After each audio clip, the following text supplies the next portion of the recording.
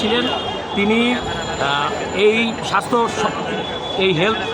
ইস্যুতে he is not totally due diligence এবং তার অ্যাকচুয়ালি কোনো স্বাস্থ্য সম্পর্কে কোনো আইডিয়া অথবা তার কোনো ডিউ ডিলিজেন্স নেই, সে এই ব্যাপারে দক্ষ না। কিন্তু একমাত্র ডক্টর ইউনূসের গ্রামীণ ব্যাংকে তিনি চাকরিরত ছিলেন দেখে এখানে বন্ধুত্বপরায়ণ অথবা বন্ধুত্বপরায়ণ রেখে তাকে এই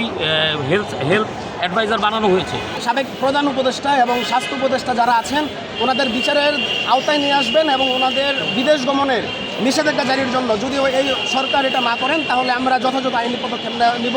এবং ফৌজদারি আইনে যা আছেন আমরা এর বিচার নিশ্চয়তার জন্য আমরা সাধারণ আইনজীবীরা আমরা সবসময় ঐক্যবদ্ধ থাকবো, ইনশাআল্লাহ আমরা সেভাবে আগাবো।